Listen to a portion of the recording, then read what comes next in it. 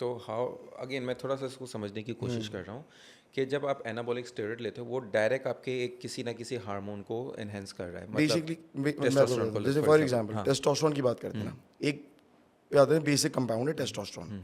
अब टेस्टोस्टेरोन का सिनेरियो ये है कि टेस्टोस्टेरोन जब आपकी बॉडी में इंजेक्ट किया जाएगा तो आपकी body natural production of testosterone को रोक देगी। ओके। ठीक है, ठीक है। आपकी जो टेस्टिकुलर फंक्शन होगा वो बंद हो जाएगा। ठीक है, और आप रिलाय करना शुरू कर दोगे एक्सोजेनस हार्मोन पे। ठीक है, ओके। आपका टेस्टोस्टेरोन लेवल एग्जैक्टली ऊपर चला जाएगा, क्योंकि देखें वो ऑलरेडी बॉडी में प्रोड्यूस हो रहा था।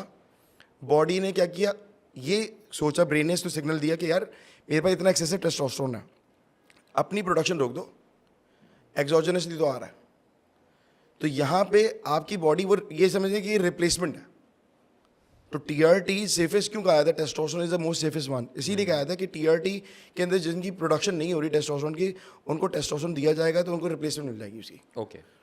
ठीक है। टेस्टोस्टेरोन रिप्लेसमेंट थेरेपी का मतलब क्या, यही हो गया ना, तो सही है। टेस्टोस्टेरोन रिप्लेस कर रहे हो बट स्पेसिफिक डोजेस पे according to the blood work. ठीक है। और जब साम्स आप लेते हो तो वो किस तरीके से टेस्टोस्टेरोन को बढ़ाता है, क्या प्रोसेस है देखें, साम इफेक्टिव सिर्फ टेस्टोस्टेरोन को नहीं बढ़ा रहा या कुछ इस तरह नहीं कर रहा। साम सिर्फ मसल बिल्डिंग के अंदर काम आ रहा है।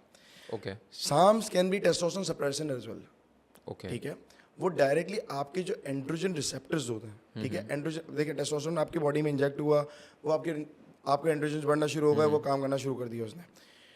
अब आपके जो एंड्रोजन रिसेप्टर ऑलरेडी मौजूद है, साम उनके साथ क्या करता है, बाइंड कर जाता है और फिर अपना काम इफेक्ट देना शुरू करता है। फॉर एग्जाम्पल डिपेंड करते हैं ना कि आप साम कौन सा इस्तेमाल कर रहे हैं। ओके। अब साम तो बहुत सारे हैं, अब हर साम डिफरेंट तरीके से काम करेगा।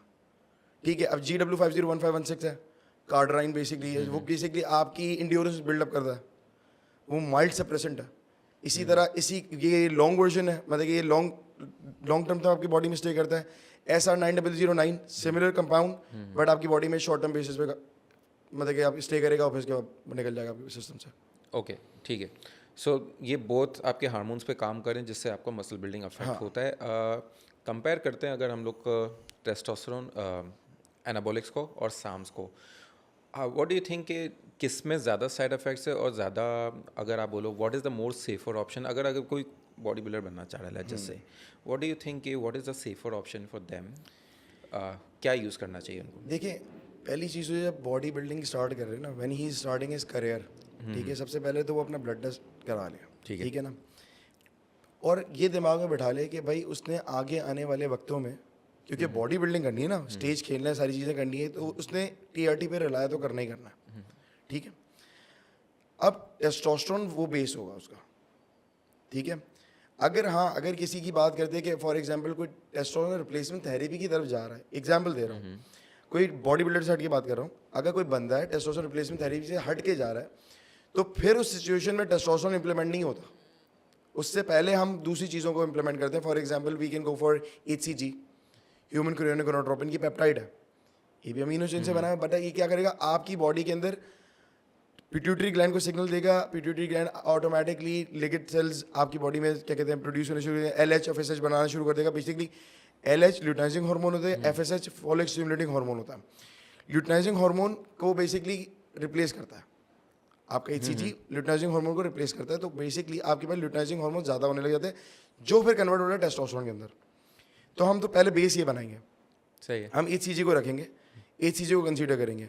हाँ, अगर उससे भी इफेक्ट नहीं आ रहा तो या तो सर्म्स की तरफ जा सकते हैं। सर्म सेलेक्टेड एस्ट्रोजन रिसेप्टर मॉड्यूलेटर्स होते हैं, वो जैसे क्लोमोफिन सिट्रेट हो गई या फिर नोल्वाडेक्स हो गई, तो उस पर डिपेंड करता है कि कौन सा इफेक्टिव है। सबसे ज़्यादा इफेक्टिव जो होता है वो क्लोमोफिन सिट्रेट होता है।